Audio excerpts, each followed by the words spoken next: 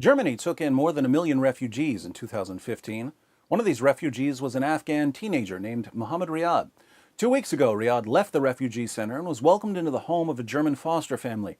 He responded to the kindness and generosity of the German people by boarding a train and shouting Allahu Akbar while hacking and slashing Germans with an axe and a knife.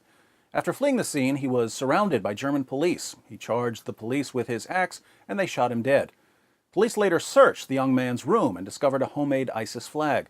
ISIS later released a video of Riyad pledging allegiance to the terrorist group and proclaiming that he was going to die in a suicide attack.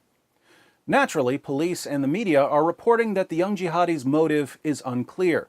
They've tried desperately to uncover a motive, but there's something incredibly vague about a young man calling himself a soldier of ISIS and going on a hacking and slashing spree while shouting Allahu Akbar. Understanding the motives of a jihadi is as difficult as understanding the Quran. We open the Quran and read, "Fight those who do not believe in Allah. Fight those of the unbelievers who are near to you and let them find in you hardness. Muhammad is the messenger of Allah, and those who are with him are severe against disbelievers and merciful among themselves. Surely Allah has bought of the believers their persons and their property for this, that they shall have the garden. They fight in Allah's way, so they slay and are slain." What could these texts possibly mean? Who can know? Words, much like motives, are completely incomprehensible. Investigations into terrorist attacks in the West are based on one fundamental principle. If it walks like a jihadi and acts like a jihadi and shouts Allahu Akbar like a jihadi, it must be a disaffected youth haunted by joblessness who's only attacking people because his brain's been overheated by climate change. To all of you young ISIS fans in Germany who are plotting terrorist attacks because Muhammad declared that your highest religious duty is jihad, just keep in mind that no matter how clearly you state your intentions and goals, German leaders will not understand your message.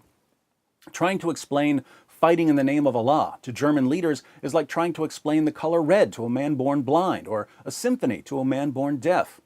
If you're thinking to yourself, but these are the people who discovered quantum mechanics, surely they can understand fight those who do not believe in Allah, you're entirely wrong.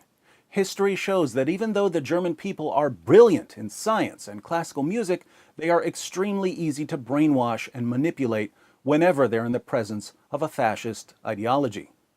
If you're thinking, well, we'll just keep hacking up German people until their leaders hear our message, it won't work, because German leaders don't care about German people. If they did, they wouldn't be defending an ideology that openly calls for the violent subjugation of their own people and the entire world again.